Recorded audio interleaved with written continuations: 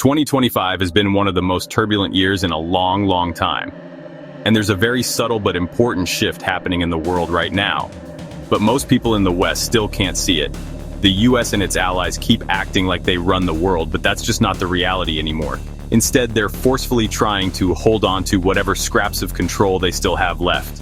If you're wondering why the US is running wild with all these tariffs and trade wars, or constantly talking about containing China, economically and geopolitically, by vowing to stir up trouble in the Taiwan Strait, there's a reason.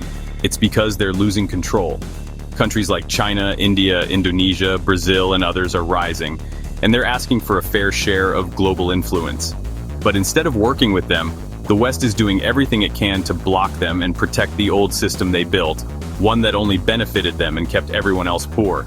Here, former Singaporean diplomat Kishore Mahbubani lays it out clearly. The West has lost the art of sharing power. You won't hear this in Western media, but it's extremely eye-opening, and now it's showing. Even when emerging countries follow the rules, grow their economies, and simply ask for a seat at the table, the West still finds ways to cause trouble. Whether it's freezing Asia out of global talks or dropping bombs on any country that dares to step out of line, their message is always the same. We stay in charge, you stay in line. But that mindset is exactly why the West is now losing respect, losing allies, and losing its grip on the future. In the clip you're about to see, Mahbubani breaks it down perfectly. But I fear, as a friend of the West, I fear that the West is about to lose it, because the West refuses to make strategic adjustments to a completely different world. And it's very important to understand that we are entering a new era of world history. And this is the Asian century. Do you think that the West is realizing this? Well, I clearly the West is not realizing it. And just to give you one simple statistic, which I think everyone in the West should know, and that is that from the year 1 to the year 1820, for 1800 out of the last 2,000 years, the two largest economies of the world were always those of China and India. It's only in the last 200 years that Europe took off and North America took off. But the past 200 years of world history have been a major historical aberration. Now, all aberrations come to a natural end, so it's perfectly natural to see the return of China and India and the rest of the Asia. And now it's time for Europe and America to adjust to this new reality. And they can happily adjust. That's my message. They can happily adjust, but do you think that this is going to be smooth sailing, or do you expect more conflicts, especially when it comes to trade in the future? Well, I think, I suspect that even though I speak about the West in the book, it will be easier for Europe to adjust, because Europe has psychologically adjusted to the fact that it can no longer run the world. Now, the United States of America has not adjusted to the fact, psychologically, that it is going to become the number 2 power in the world, because America has been number 1 for, way over 100 years now. And so the Americans have become addicted to being number 1. And the thought that they may become number 2 is almost inconceivable to them, even though it's going to happen already in purchasing power parity terms. To just illustrate how much has changed, in 1980, the United States share of the global GNP in purchasing power parity terms was 10 times that of China. But then in 2014, China became bigger than the United States. This is really the cycle of history. Every century there seems to be a new global power. So this is going to be the century of China now, but the Asian economies in general, right? They will surpass the Western economies within the next 50 years. But do you think that the US will just accept it? Well, actually, I have spent this whole year on sabbatical. I spent the whole year of 2018 on sabbatical, and I've been to several American universities: Columbia University, Harvard University, Georgetown University, to do research for a new book on United States-China relations, because that's going to be the most important relationship. And I find a very deep psychological resistance on the part of the Americans to even consider the possibility that they might become number two.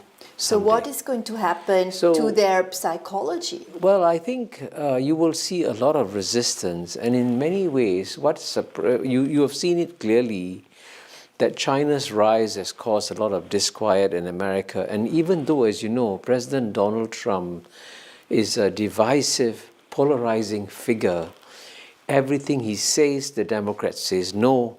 But when he attacks China, Democrats say yes, we are with you. So he's getting by. The only issue on which Donald Trump gets bipartisan support in America is when he attacks or criticizes China. So it shows you that a consensus is building up in the American body politic to stand up to China. And I think in some ways this is natural, but it's actually better for the United States to be thoughtful and strategic about this. And I interviewed, for example, one-on-one. I had a one-on-one lunch with Dr. Henry Kissinger. He's the man who opened up China for America. And I think he also agrees that it's important for the United States to take a long-term strategic view when dealing with China, because the Chinese, as you know better than I do, always take a long-term strategic view of these matters. And stability is very important for the Chinese, long-term thinking, long-term prosperity for the Chinese people, but hopefully also for the world. Now, how should the US and the West in general reposition themselves over the next couple of decades when it comes to a world dominated by China? Well, in my book, Has the West Lost It?, I actually quote from a brilliant speech that the former American President Bill Clinton gave in Yale in 2003. And he said, listen, my fellow Americans, if America is going to be number one forever, then fine, we can keep on doing whatever we are doing. Then he adds a but. He said, but if you can conceive of a world where we are no longer number one, then surely it is in America's national interests to strengthen multilateral rules, multilateral partnerships, multilateral institutions. But US President Donald Trump is doing everything else with protectionism and unilateralism. Exactly, and this is why in some ways I think, even though he's been very critical, President Trump has been very critical of President Macron of France, but President Macron of France has been giving very good advice to America, saying Europe and America should work together to strengthen multilateral institutions, because especially since we live in a small, interdependent global village today, if you live in a village, you need strong village councils. And the only village councils that we have that are universal and representative are the United Nations, IMF, World Bank, and the World Trade Organization. We should strengthen these institutions. So President Donald Trump, I know he doesn't like Hillary Clinton, but he should listen to Bill Clinton, her husband, and strengthen multilateral institutions. Fortunately, Europe understands the importance of multilateral institutions. So I hope, since America has been helpful to Europe in the past, it's time for Europe to be helpful to America today and advise America to become more multilateral. Do you think that a country like Switzerland could also play a role in terms of negotiating and being a global diplomat between both sides? What kind of role could it play better? I think Switzerland can play a very important role, because Switzerland is one of the most highly respected countries in the world. You've enjoyed 500 years of peace, I think.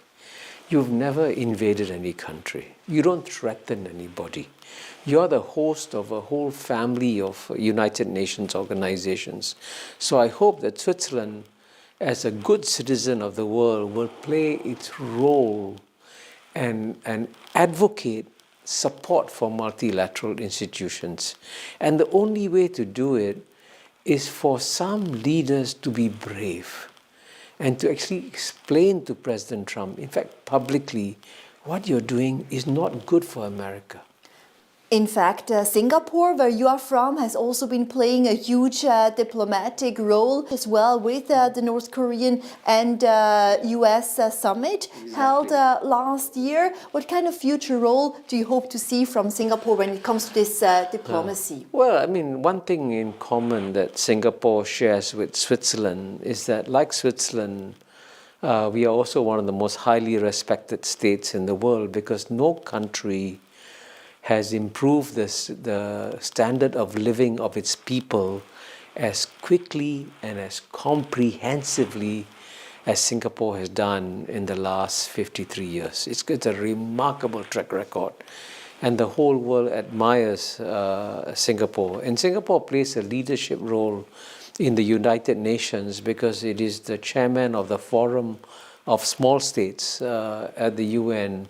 And in that capacity, we are always advising the big states that you must strengthen and respect multilateral institutions and strengthen the WTO, strengthen the United Nations, and that's the way forward.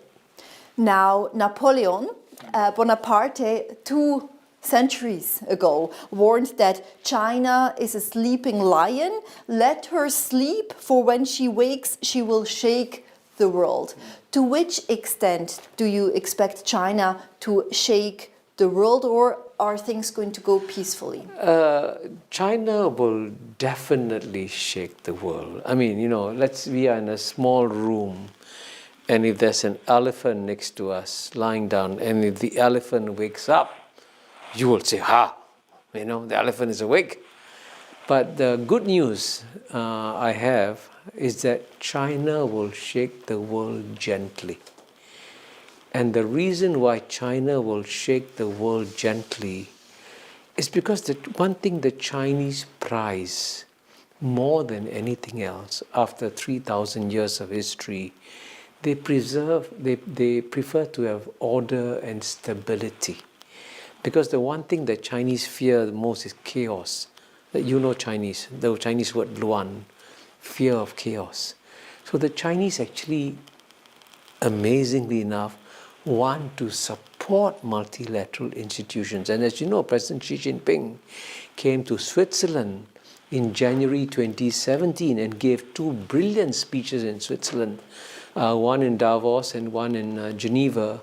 And if I was Switzerland, I would send the speeches by President Xi Jinping to every leader in the world to say, this is how we should work with China. And he did send a message of multilateralism and said, exactly. Live and let others live as well. Exactly. Now, with the economic opening up of the Chinese economy, more reforms, big corporations like Alibaba, Huawei going out as well, do you think that the West is fully aware of this already and takes all the necessary, opportunities as well? Well, unfortunately, when I write my book on United States-China relations, I predict that relations between China and America, and to some extent relations between China and the West, will get worse in the next 10 years. Because since the West has got used to enjoying so much power, it has lost the art of sharing power. And now it's a question of sharing power with China. For example, you still had a case until recently where 3 small states in Europe, Netherlands, Belgium, Luxembourg, had a bigger voting share than China. But that's been changed.